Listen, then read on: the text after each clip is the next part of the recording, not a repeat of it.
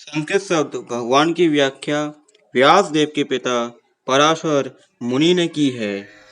समस्त धन, शक्ति, यश, सौंदर्य, ज्ञान तथा त्याग से युक्त परम पुरुष भगवान कहलाता है।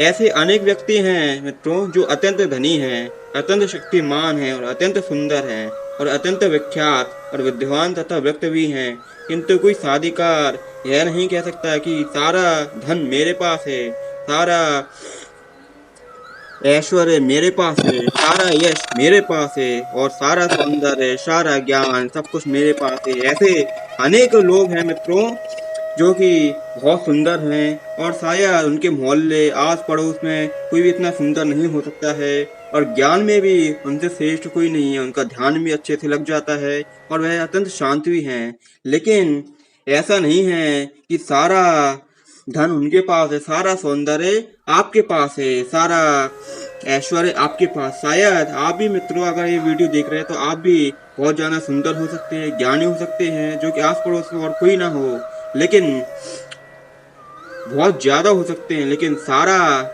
ऐश्वर्य, सारा ज्ञान आपके पास नहीं हो सकता, सारा सौंदर्य नहीं हो सकता है आपके पास। जी हाँ, ऐसा दावा आप नहीं कर सकते हैं। जी हाँ, कि सारा सौंदर्य, सारा धन, सारा यह सारी शक्ति हमारे पास है। आपके पास बहुत सारी शक्ति हो सकती है, बहुत सारा धन हो सकता है, लाखों, करोड़ों, अरबों, खरबों, बहुत सारे रुपए हो सकते हैं। मुकेश अंबानी से भी आप अमीर हो सकते हो, बिल गेट्स से भी अमीर हो सकते हो, लेकिन इसका मतलब ये नहीं कि सारा धन, सारा ऐश्वर्य, सारा ज्ञान केवल आपके पास है। ऐसा दावा कोई नहीं कर सकता। जी हाँ, कोई भी नहीं। एकमात्र केवल कृष्ण ही ऐसा दावा कर सकते हैं, क्योंकि वे भगवान हैं। ब्रह्मा, शिव या नारायण सहित कोई भी जीव कृष्ण के समान पूर्ण ऐश्वर्यमान नहीं है। जी हाँ, ब्रह्म संहिता में भी ब्रह्मा जी का निर्णय है कि श्री कृष्ण स्वयं भगवान है। जी हाँ, ब्रह्मा जी खुद कहते हैं ना तो कोई उनके तुल्य है ना उनसे बढ़कर है, वे आदि स्वामी है या भगवान है, गोविंद रूप में जाने जाते हैं और समस्त कारणों के परम कारण हैं।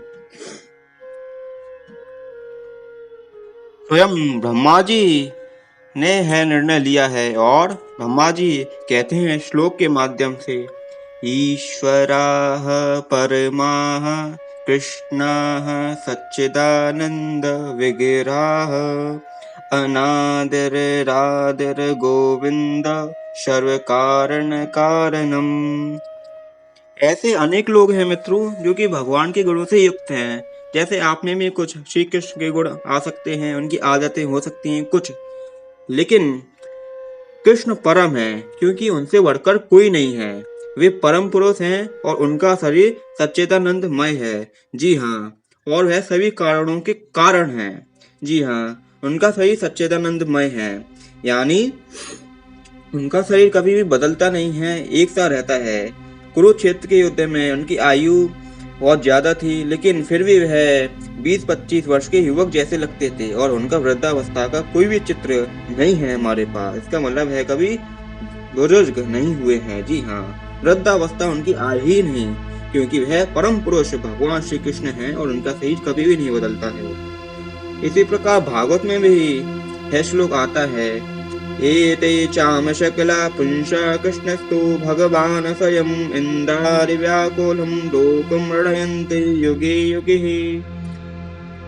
यहाँ पर वर्णित सारे अवतारों की सूचियां या तो भगवान की श्रृंखलाएं अथवा पूर्ण कलाओं की हैं, किंतु कृष्ण तो स्वयं भगवान ही हैं। जी हाँ, यह परम पुरुष हैं और सभी अवतारों की उद्गम है। जी हाँ, अतः कृष्ण आदि भगवान है। मित्रों, इसको समझिए, कृष्ण परम सत्य और परमात्मा और निर्विशेष ब्रह्म ये दोनों की ही उद्गम है, अर्थात है दोनों की ही उद्गम है तथा निर्विशेष ब्रह्म आप उसमें ध्यान लगाइए या फिर अपने स्थित परमात्मा परम सत्य रूप में, वे सबके ही उद्गम है। जी हाँ मित्रों, उनके बिना कोई भी सत्य पूर्ण नहीं है। जी हाँ, है ही परम सत्य है, अर्थात परमात्मा से भी बढ़कर वो हैं, भगवान वही हैं जो कि परम ईश्वर इन्हें कहते हैं हम, वो ही हैं। विश्व रूप, राज रूप कह लीजिए या कुछ भी कह लीजिए, वही हैं सब कुछ। तो मित्रों, इस वीडियो का मूल उद्देश्य मेरा बनाने का ये था कि आपको भगवान की पूर्ण व्याख्या बताऊं। जी हाँ, कि भगवान आखिर कहते किसे हैं और उनका ऐश्वर्य क्या है। यानी मैंने आपके इस वीडियो में बताया है मित्रों कि जिसके पास सारा धन हो, सारा ऐश्वर्य हो तथा वह उसका स्वामी हो, वही भगवान कहलाता है। तथा शक्ति, यश, सौंदर्य तथा उससे सुंदर कोई ना हो, कोई भी नहीं। जी हाँ, कोई तो हो सकता है आपसे सुंदर, आपसे धनवान कोई तो हो सकता है। बिल गेट्स सबसे अमीर है, लेकिन उससे भी अमीर कोई तो होगा। पृथ्वी लोक में नहीं, ब्रह्मांड में हो सकता है तथा आने वाले समय में हो सकता है। लेकिन भगवान श्री कृष्ण वो हैं जो नहीं आने वाले समय में उनसे धनी कोई हो सकता है, नहीं उनसे ज्ञानी, नहीं पहले कभी हुआ है। जी हाँ, इसलिए वही भगवान है मित्रों, वही हैं। तो मित्रों, इस प्रकार आप जान गए होंगे कृष्ण तो स्वयं भगवान है, उनसे बढ़कर कोई नहीं। स्वयं ब्रह्मा जी ने भी कहा है और भागवत में भी कहा गया है। तो आप जान सकते हैं कि और मैंने समझाया भी है आपको किस प्रकार मैं ऐसा क्यों कह रहा हूँ। तो और अगर आप सोचें आपकी अरे श्री कृष्ण को इतना बड़ा क्यों बता दिया है, अरे श्री कृष्ण में ऐसा क्या है, उनके पास क्या इतना सब कुछ था। जी हाँ मित्रों, सभी अवतारों में देख लीजिए, उनसे ज्यादा ऐश्वर्यवान कौन है।